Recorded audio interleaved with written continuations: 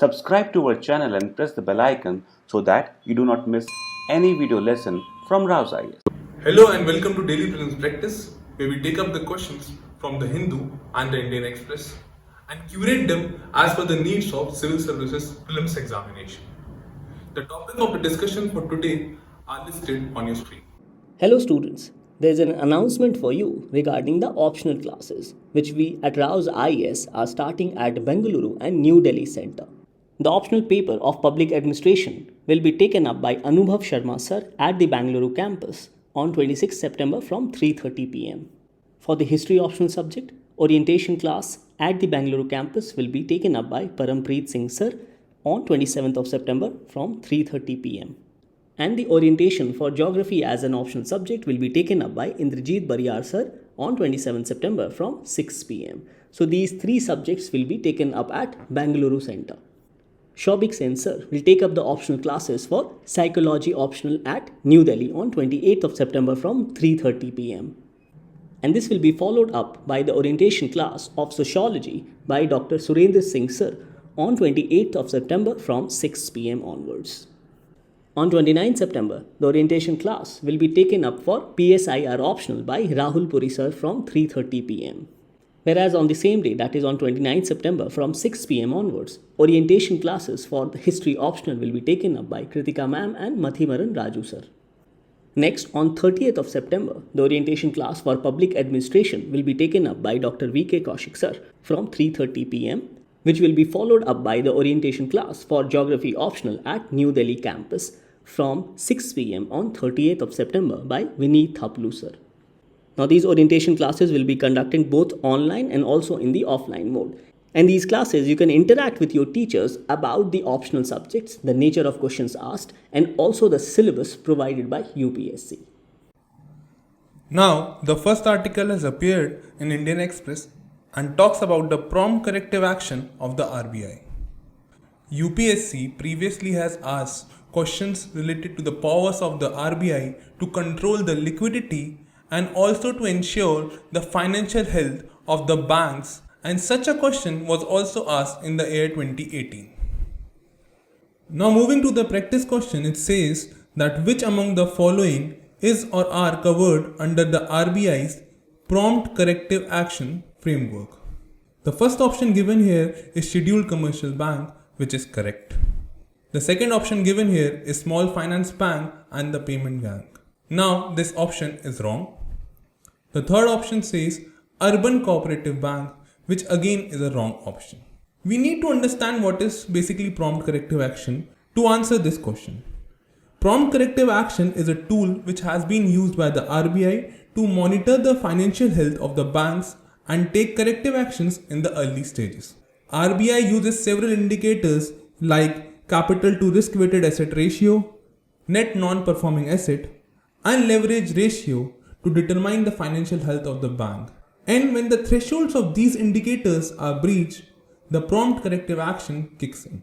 Further, the prompt corrective action is applicable to all the scheduled commercial banks, but with the exception of payments bank, small finance bank, and regional rural banks. Secondly, the prompt corrective action does not cover the cooperative banks. Rather, the cooperative banks are covered under RBI's supervisory action framework, which is somewhat similar to PCA but not covered under the PCA per se. So the correct code for the answer will be statement A, that is one only.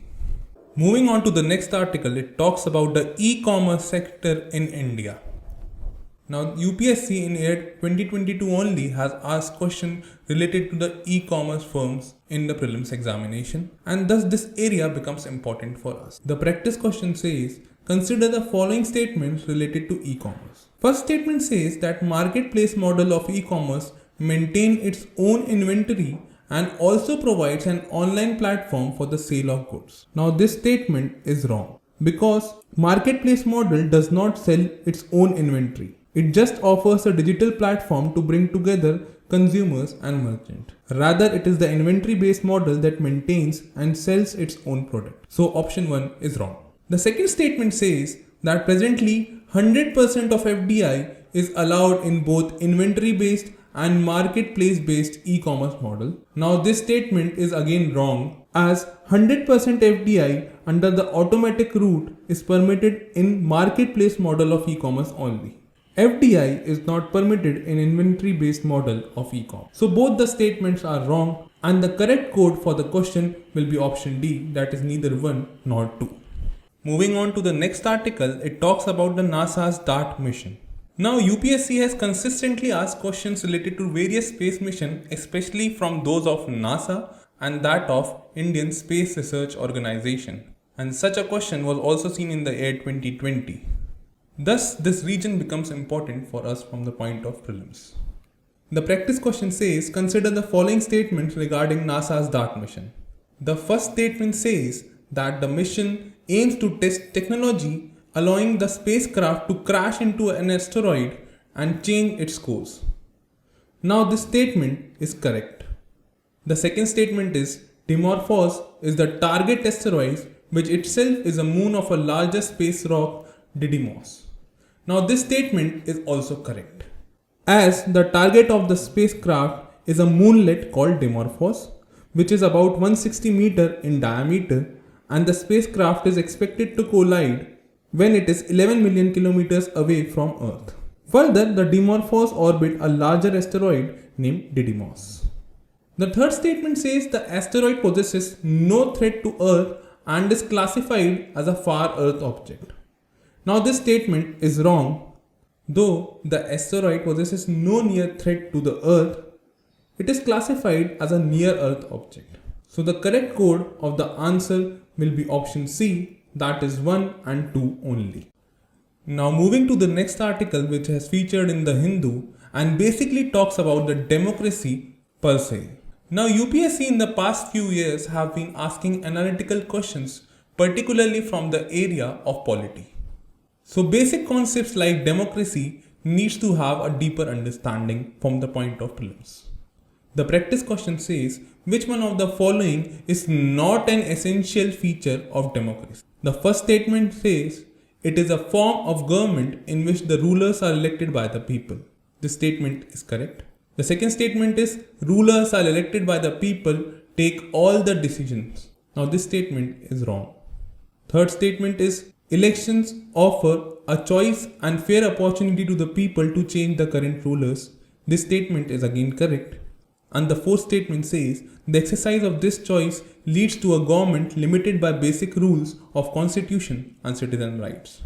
Now this statement is also correct. In order to answer the question, we need to understand the concept of democracy in detail. Basically, democracy is a form of government in which the rulers are elected by the people. But this definition is not adequate. The four important features of a democracy is, rulers are elected by the people and they take all the major decisions, and the minor decisions are left to the delegation, which in India we know as delegated legislation. And the rest three features are option A, option C and option D. The question here has asked that which of the following is not an essential feature of democracy, and thus option B is the correct answer, as only the major decisions are taken by the elected rulers and the minor decisions are left to delegation. Moving on to the next article from the Hindu, it talks about the NAVIC system and the center's push for the same with regard to the mobile telephone companies. Now UPSC under the Science and Technology section has asked a question related to Indian Regional Navigation Satellite System IRNSS previously also, and thus this area becomes important for us. The practice question says, consider the following pairs. GLONASS of Russia, this is correct. Galileo of China, this is not correct, as Galileo is a navigation system of Europe.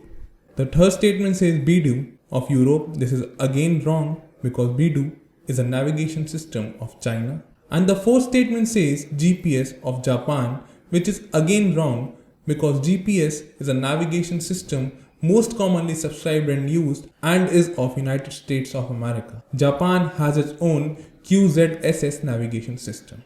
The question further says choose the correct option, and the correct code for the question will be A, that is only one pair is correct.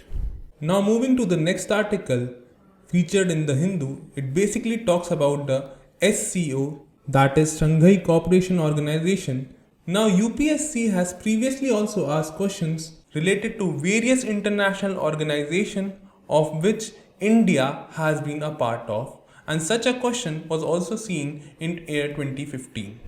So, thus, the international organization which India is a member becomes important for us. The practice question says, with reference to the Shanghai Cooperation Organization, consider the following statement.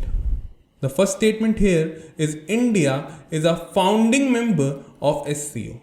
Now this statement is not correct, as SCO as an organization was established in the year of 2001 by the Shanghai Five Group, which included the countries of China, Kazakhstan, Kyrgyzstan, Russia and Tajikistan. It was in the year 2017 that India and Pakistan officially joined SCO as full members. The second statement says that Regional Anti-Terrorism Structure, that is RATS, is an initiative of SCO. Now this statement is correct.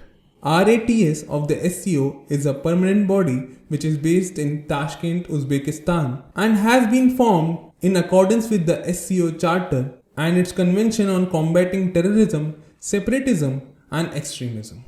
The third statement says SCO Secretariat is situated in Samarkand, Uzbekistan. Now the statement is again wrong, as the SCO Secretariat is based in Beijing and functions as the permanent executive body of the SCO. The question further says, which of the following state given above is or are incorrect?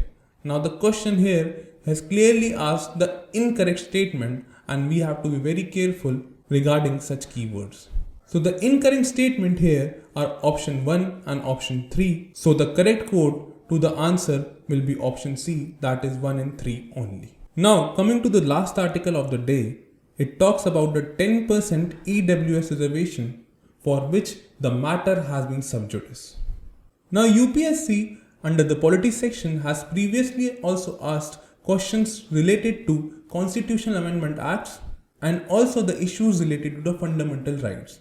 And thus this area becomes important for us. The practice question says, with reference to the Constitution 103rd Amendment Act, consider the following statement. The first statement here is, it provides for an additional 10% reservation to the economically weaker sections, which also include members of other backward classes, scheduled caste and scheduled tribe. Now this statement is wrong, as the 103rd Amendment provided additional 10% reservation to economically weaker section. However, the reservation of EWS is not extended to other backward classes, scheduled caste or scheduled tribe, as they are already entitled to reservation under Article 15.4 and 15.5 for the purpose of education and under Article 16.4 in the matters of public service. The second statement says it defines and categorizes the indicators of economic disadvantage based on which reservation will be provided in public services and educational institutions. Now this statement is again wrong, because the amendment does not define or provide for the categories based on which EWS reservation is to be provided. It is to be notified by the respective governments providing reservation in public services and the public educational institution. So both the statement here are wrong. Question further asks, which of the following statement given above is or are correct? And the correct code for the question will be option D, that is neither 1 nor 2. With this, we have discussed the questions for the day. Stay tuned for more such updates.